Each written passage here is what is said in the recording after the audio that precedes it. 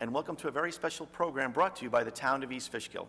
Today we'll be discussing veteran programs and opportunities.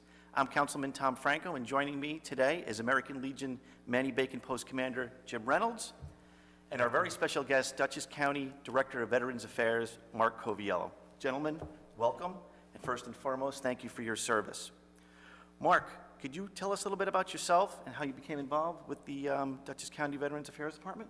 Sure. So I was in the Army for about 5 years. Did a tour in Iraq, Afghanistan. After my tour in Afghanistan, I got out pretty soon after that, and I got out on Christmas Eve 2014, which was pretty cool. It was a cool Christmas present. Pretty soon after getting out, I missed working with my fellow soldiers. I was a team leader, which was the greatest job in the world. You get to teach soldiers and mentor them, and I just missed that connection with the community, as many veterans do when they get out. They miss that connection with the community. And not knowing exactly what groups were even out there, what programs were out there, I went ahead and started my own. I created the Hudson Valley Hero Project, which was a nonprofit that helped with a lot of benevolent assistance projects. A lot of money went towards paying off medical expenses for veterans that were struggling, doing housing, and just meeting needs of a lot of different veterans, giving my college scholarships. And it really, that's when it started me getting into the veteran community and seeing what issues were out there and how things worked. And I became a county legislator after a couple of years, served 2 terms. During my second term, I got appointed to the position of Director of Veteran Services. I was super lucky to get it. There were a lot of other people that applied, and I am so honored to do the job that I do. I mean, this position is a dream to be a part of and to work with veterans every day. And there's probably a bunch of other stuff that led to me getting here, but essentially that's the timeline. Well, you do a tremendous job, and for those who do not know Mark, I can say that he's very easily accessible, and he's done a lot of tremendous work for veterans, and we're really honored to have you here today. And one of the big reasons why I wanted to have you here is because some of the veterans that I come across, and I'm pretty sure Jim has come across a lot of them as well, they don't realize the benefits that they're entitled to. Yeah. And you know, when I talk to them, I'm talking about some tax exemptions, and they're completely unfamiliar with them. What are some of the common ones that you've seen over at the Veterans Affairs where people are coming in and asking questions about? Yeah, so there's a ton of benefits that are out there that veterans aren't familiar with. And you as a veteran liaison, and Jim, you as an American Legion commander, both of you guys are doing the frontline work that needs to happen to get the information out there, and that's the most important thing. But I think one of the top items that we see that it's most useful that they don't know about would be pension with aid and attendance is a really important benefit. Pension with aid and attendance is utilized by senior citizen veterans that need in-home health aides or nursing home care, skilled nursing home care. Those 2 things can be very expensive. And if you are a wartime veteran and you meet you're within a financial cap and you require one of those 2 things, the VA will help pay for it. Not perhaps the whole thing, because right. Some of those nursing homes, I mean, you see are $10,000, $15,000 a month. It's astronomical, but the VA will assist in paying for it. Definitely the in-home health aid would get covered, and it's something that helps out big time that a lot of veterans and their spouses are also entitled to, don't know about.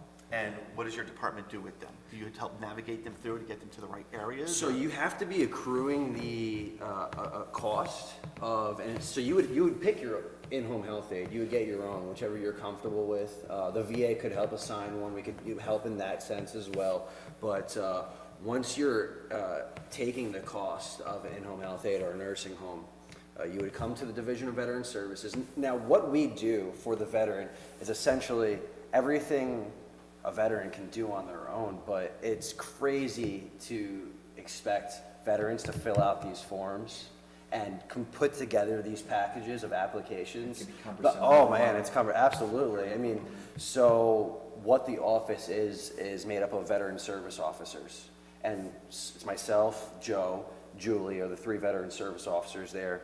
and we have Rose and Paige. Rose is the program assistant, and Paige is the division secretary. The 3 veteran service officers in the division will do everything for you. So we'll say, all right, we need X, Y, and Z for supporting evidence to put in this application. We'll fill out the application for you. We'll do everything for you. We take something called a VA Form 2122, which is a power of attorney form. And that allows us to do everything for you. Now, power of attorney can be kind of scary for some people, but like, I can't sell your car for you. The only thing that this thing does is allow me to be you for the senses of the VA, okay? So we do everything from start to finish. If there's ever a problem, we'll troubleshoot that problem. We have our contacts inside the Veterans Benefits Administration, so we take you from A to Z all the way. That's tremendous. Cost-free, no cost to the veteran whatsoever, and that's important for them to know too.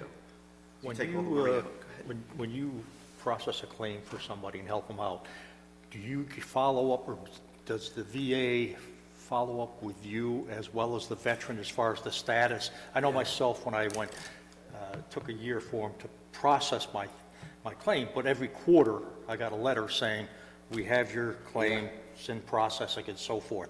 I wasn't sure if the service officer was getting a copy of that so that they knew where we stood. So as a service officer, you're an American Legion member, so am I. So we're accredited as veteran service officers through the American Legion, actually. So that's how all of our paperwork comes and goes. So when you get a letter from the VA saying, for example, we received your intent to file, okay, your intent to file form, we will also get the power of attorney form saying exactly the same letter that you're getting. So the quite simple answer is yes, but that's how that works. Our accreditations through American Legion, they send us everything that they're going to send you. How long is the training for VSO? Good question. So there is multiple trainings that go into it. When I went through VSO training, I say when I went through it, like it was that long ago. It was only a couple years ago. It was 5 days. Now it is 2 days with 3 days of online courses to just make it more accessible to people to become veteran service officers, and it works just as well. I mean, if you know the material and you can take that final test, then you're good. But it was 5 days, 9 to 5. Through the American Legion. It's kind of like a boot camp all day long for 5 days, and you learn the ins and outs of what veterans benefits are and how it goes, you put those packets together. Now, you're not gonna be a good veteran service officer. I'll tell you, you're not gonna be a good veteran service officer. I feel like at least a year, 2 years. You have to be doing this stuff for at least 2 years. And I'm only doing it for 2 years, and I feel like just now I'm really getting a good grip of it. It takes a while. We have Julie, who's our deputy director, and she's been doing this she's been in the division for 14 years, and she's phenomenal. But that's the type of experience it takes to be. I've met veteran service officers that have been doing this for 20, 30 years, and they still learn stuff every day. So I kind of wanted to lead into that because yeah. so that people, you just didn't come in off the street and get a title to be a veteran service officer. There's training that goes on. Oh yeah. And we do annual all the trainings. VFW, the DAV, they all have service officers that For sure. have to be certified. Yeah. I don't know if that's the term they use, but you do. You get a certification for it, and every year you do go through advanced service officer training too. So I went through basic first year, second year I went through advanced, and you fly out to a different state for that, and it's a whole collection throughout the United States of American Legion VSOs, and that's a great course. And on top of that, if you're a good VSO, and any VSO, if you're a VSO, it's because you genuinely care about veterans. I mean, I've never met a VSO who didn't care, and those people take the time to read the textbook. Like I have a textbook at home that we read, and it's like 350 pages, and you highlight stuff, and you're putting your markers in it just to reference guide. And Are things constantly changing there, or are you getting new programs? Yeah. Anything new that you'd like to discuss, or something that's coming up that veterans can take advantage of? Sure. So there's new stuff coming up all the time with both the VA and the Division of Veteran Services. Now, before I answer that question, let me make that distinction, right? Because there is a distinction. There's the Veterans Administration, and they have new stuff happening all the time. And then there's the Division of Veteran Services, and we have new stuff happening with the programs and services that we do on a local level. But the difference is that we are just a small office of 5 people, all right? And we will represent you to the VA, and the VA is the one that's processing, they're actually giving you the benefits. They are providing you the medical services, Right. the hospital services, the clinical services, we have the Poughkeepsie Clinic, right? So you don't have just the VA, you have the clinics. We are the Division of Veteran Services. So I just wanted to make that distinction for people too, so they understand. We get calls at the office and then, they're yelling at us because they think we're them, or yeah. Another bit of confusion is people think that the military and the VA, the Communi- Department of Defense and the VA are Yes. one and the same. Yes. The VA doesn't know anything, you can correct me, the VA doesn't know anything about you until you go to the VA. Yeah. Just because you served in the military, there's no handoff Yeah. to the VA. So I've had people question me, and I said, well, did you ever talk to the VA? No, my husband served in the Army. And Yeah. that doesn't get you to the VA, Yeah, absolutely. You make a great point. You get those calls and they ask, why don't you have my files already? And it's interesting because you think there would be a communication between government. I don't blame the departments, people because Yeah. years You don't- ago, right. I assumed that Yeah. if I served, the VA knew who I was. Totally. So just to speak to that, one of the new things that the Division of Veteran Services has been doing now, every quarter of the year, every 3 months, we will put in a request to the Department of Defense.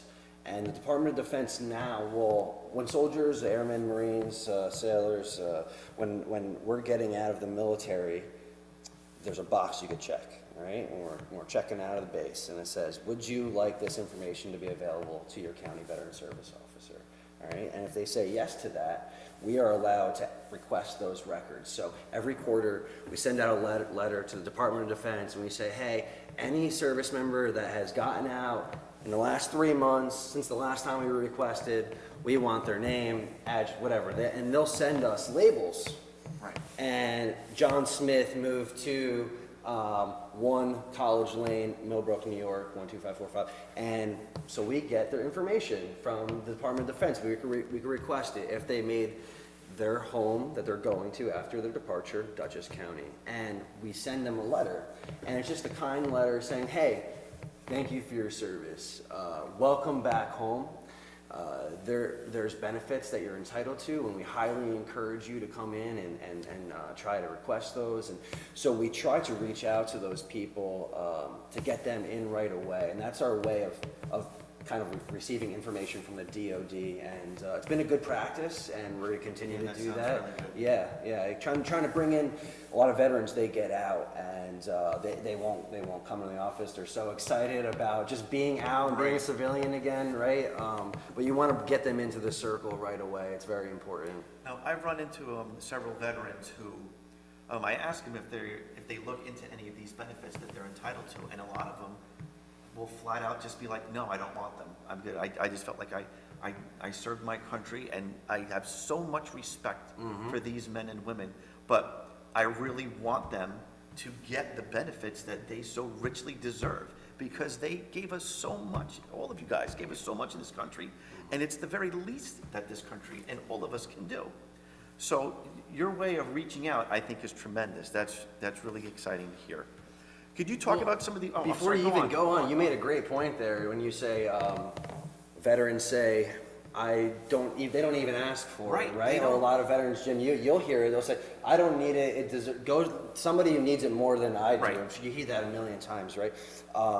Let us tell veterans to stop thinking that, because by them not obtaining services by the VA, I don't want to say you're hurting your fellow veteran, but you're not helping them, because the way that the VA gets funding is if you sign up, you don't have to use the health care there, right? But if you're entitled to VA health care, or you're entitled to use services at Castle Point, go and sign up, because if they have you on the rolls, the more veterans they have on the rolls, the more funding they're going to get to take care of those people. So go to the VA. Point. Yeah, go to the VA and just sign up. You don't need to use it. I have VA health insurance. I actually think the VA has great health care. I use the VA, but I also have health care through the county. But you could have both. So don't think that if you have one, you can't have the other as well. No, I have heard some horror stories with the VA. I know some people have issues here and there. And I know we had discussed an issue earlier, earlier in the year about a certain veteran. What hurdles do you often face with them? I know you guys are a good talking point with them. You can Yeah. get through to them. Oh, yeah. So you can ensure some of our veterans that you can be that voice. We're really lucky to have a great VA healthcare system in our backyard. We have VA Hudson Valley. That's what. So it's not just VA Castle Point. It's VA Castle Point, Montrose, and all the satellite offices that are amongst them. VA Hudson Valley is a phenomenal VA, and I have nothing but the best things to say about them. Cullen Lyons is now their public affairs officer, and I've known Cullen for some years now. We've worked together in different capacities, and he's been working with veterans for a while. And Cullen's a great resource for local offices that are trying to troubleshoot any veterans issue. But we communicate almost on a daily basis, definitively on a weekly basis, about if a veteran has a problem. You know, they call the office and they say, Mark, the VA is charging me for a bill and I don't understand. I shouldn't be receiving this bill. Can you help me out? That's something that we could, troubleshoot for them. So yeah, we have outlets in the VA. The VA generally treats the veterans great, and I highly recommend going. If you have any issues with it, you can call our office because we are really easy to navigate, and you can get a hold of me anytime. So That's great. yeah. And when you say you hear horror stories, I just want to say the VA is the largest healthcare system in the country, right? So at a system that large, you're bound to hear some bad, right? And nobody likes to hear anything bad ever happening to a veteran, and some of the stuff you hear is completely unexcusable. But I wouldn't say because the VA in Phoenix, Arizona is terrible, that the VA in Hudson Valley is equal. They operate differently. Okay. Yeah. Good. That's good to hear, especially for veterans to hear. Well, the last couple of years in the state budget, we've had to fight for the mental health. Yeah. And what's your take on it? Is that going to happen every year? We have to fight the same battle? You like to hope not. I look at it as the governor takes it out of the budget. Yeah. And then when it's put back in by the legislator, he can blame them for spending that money. That's my take. We shouldn't have to fight for something like this. Yes. So the way you see it is maybe. Who knows why this happens? It's horrendous that it does happen, but every year the governor does not put in certain line items of funding, right? Doesn't appropriate that money for Vet to Vet, that Mental Health America's Vet to Vet program that we have here. Phenomenal program. If we lost that program, it would be devastating to the veteran community in Dutchess. I tell you that absolutely 100%. If we lost Adam Roach and his team, the veteran community would feel it. Do I think that the funding's not going to come back? I think we're going to get it. It's this game that happens with politics, right? Like they take it out and they use it as leverage for some legislator to put something else in. Who knows? Who cares? But whatever the reason is, it's not right. No game should be played with funding for veterans' mental health. That is just outrageous. So do I think it's going to not be put back in? No, I think we're going to get it. Should this be happening? No, it shouldn't be happening. Could you expound a little bit more on the Vet to Vet program? Because as we have discussed, I think it's one of the greatest programs ever created. It deals with mental health, and it's a tremendous program. Yeah. So if you can just talk how it got started, who runs it. I know you said Adam. Mm-hmm. So Adam Roach is the program manager for Vet to Vet. Originally that funding, it comes from New York State. It passes through the County Division of Veteran Services and gets to Adam and his team over at Mental Health America. Senator Sue Serino was a huge champion in obtaining that funding for Dutchess County. That funding, they should have Vet to Vet funding in every county. And I spoke to both Sue, I know has been on board with that, Dee Dee Barrett, who's also an assembly member and the chair of the Veterans Affairs Committee for New York State Assembly. And our assemblywoman said that she was on board with trying to get that funding too. So hopefully the governor agrees with both sides of the house, and every county could have Vet to Vet.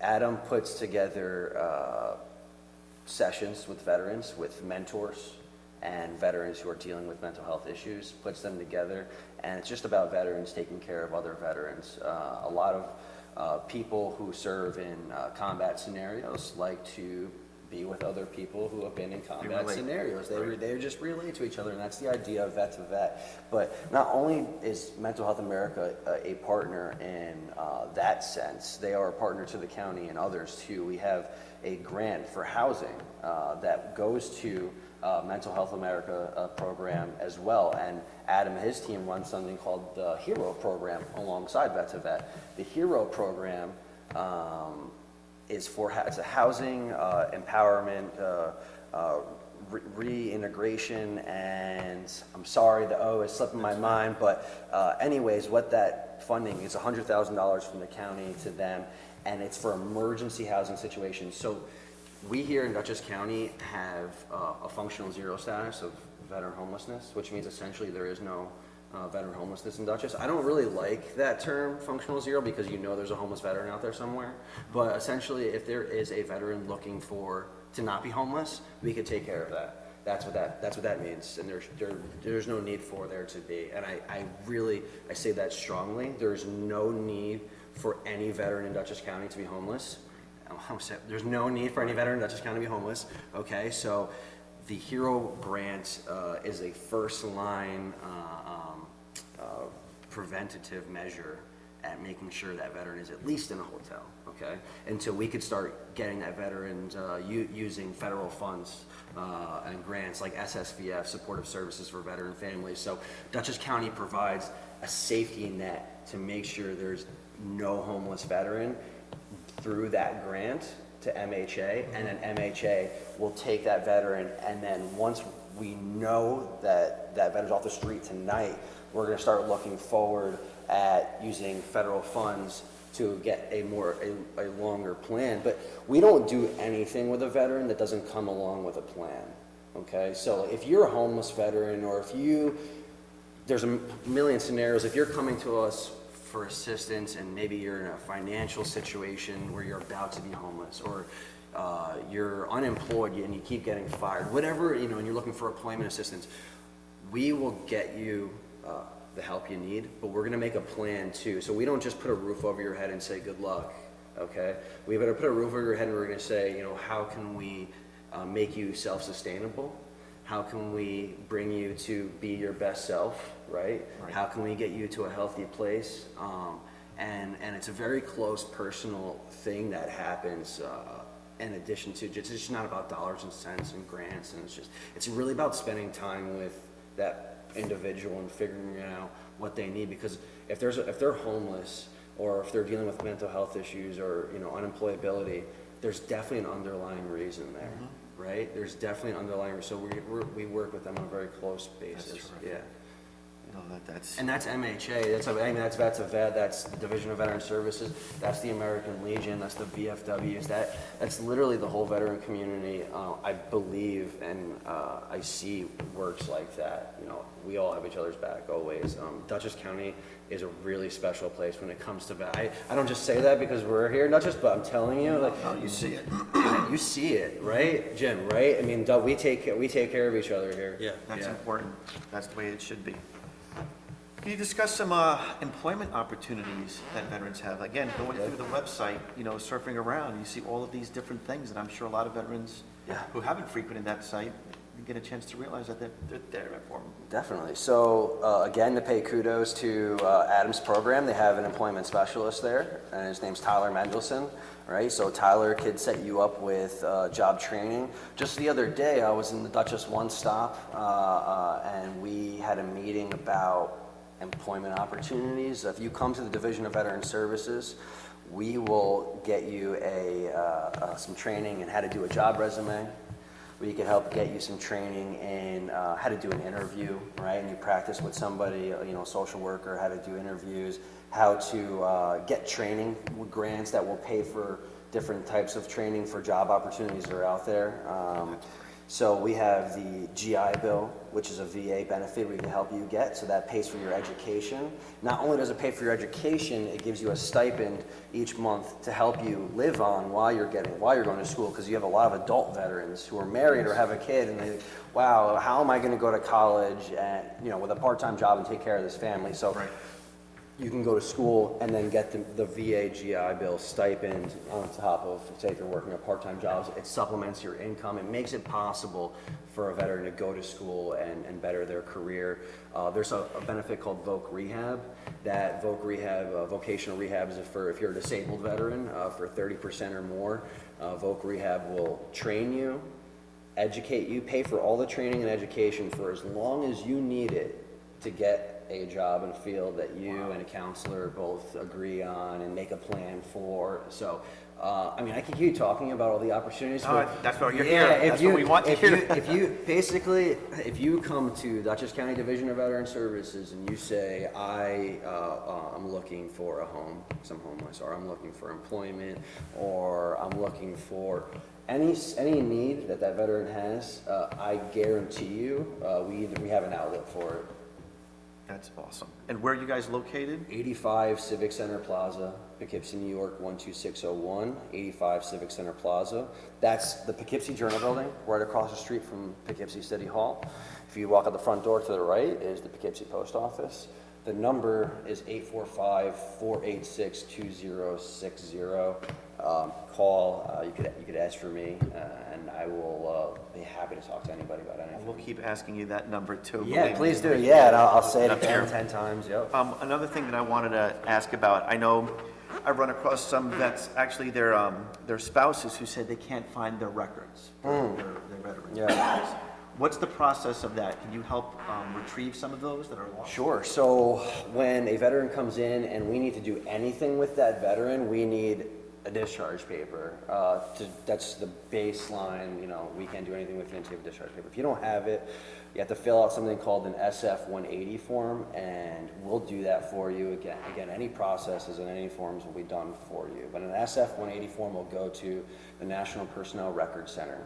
The NPRC will look up your records. We should have them back within 3 weeks. If they can't find your record, very commonly with veterans of World War II and Korea era, we get a letter back stating we can't find your records because they got burnt up in a fire. I'm sure, you know, every veteran's, they talk about that, looking at the record. So, it's just funny because this fire apparently had happened in the 70s, and we get letters back from people who served in like 88, 90, and they're like, sorry, your discharge paper got burnt up in the fire. It's an excuse they use a lot. But if they can't find your original record, NPRC could recreate a discharge paper for you. It'll take more time, but we'll get your discharge paper if you've served.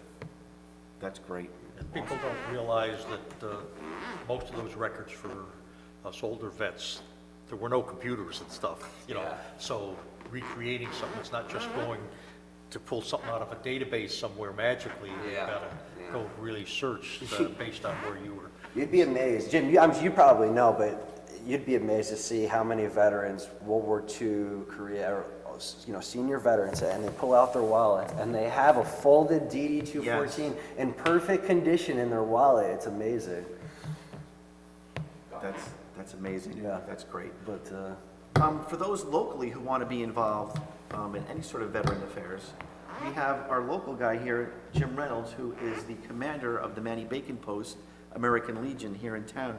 Jim, could you tell us a little bit about the Manny Bacon Post and what you guys do? Manny Bacon Post was established in 1949, and Manny Bacon was the first gentleman from East Fishkill who was killed in World War II, and they named the post after him.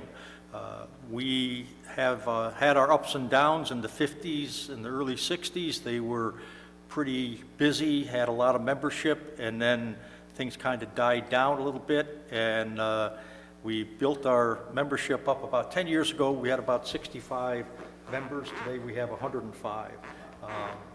We don't have a post home, so people don't always realize, they don't buy a building that says the American Legion. So we do all we can to get out there in the public and let people know that we exist. We have an oratorical contest for high school students every year.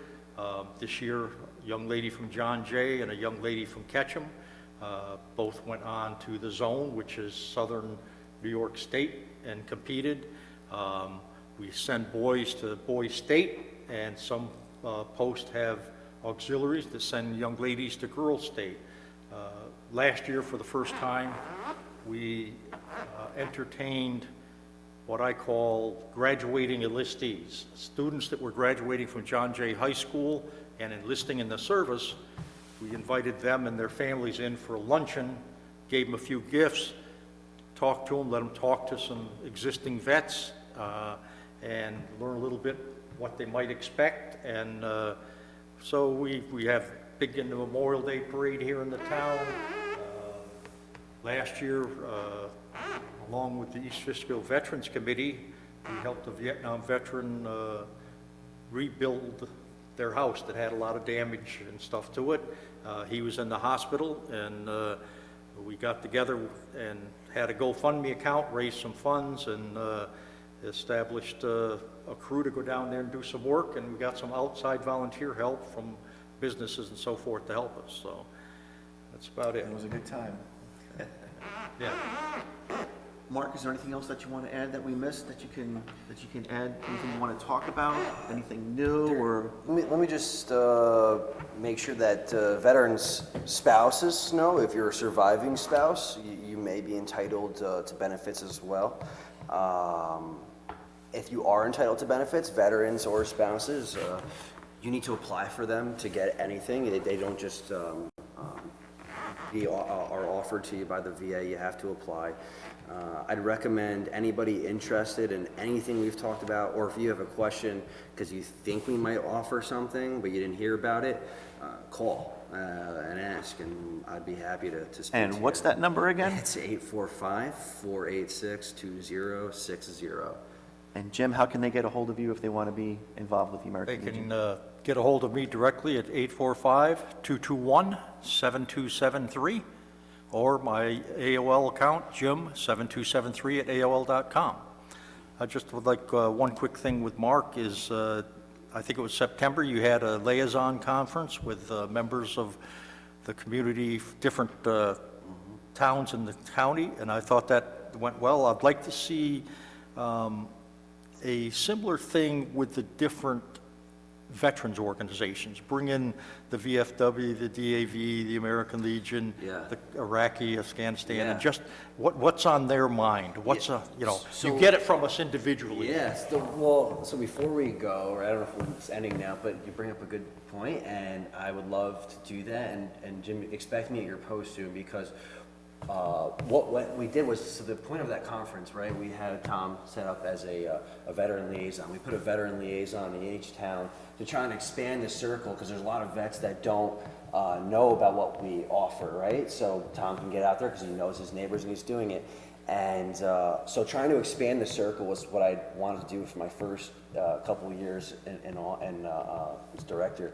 And now I'm going to be going back into all the posts and the DAVs and the VFWs. I have about 60 lined up on my schedule in the next few months, and that's exactly what we're going to do. We're going to come back and we're going to ask you guys, what is it that you think what are we missing? What can we do better? Because I know we could always be doing it better, and we could always be improving our services. So I look forward to hearing from the core of the veteran community exactly what it is that you guys want to hear about. So I appreciate you saying that. Yeah. That's great, you guys sharing all of that information. And to the public, please, if you're a veteran, if you know a veteran, please share this information with them. It's very, very important that every single veteran gets every benefit that they rightly deserve.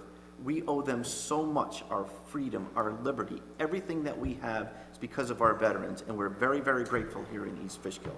So I'd like to thank our guests, Jim Reynolds, thank you very much, Mark Coviello, thank you guys so much. Hope this was informative for everybody, it certainly was for me, and hope to see you guys soon. Have a good night. Thank you for your service if you're a veteran.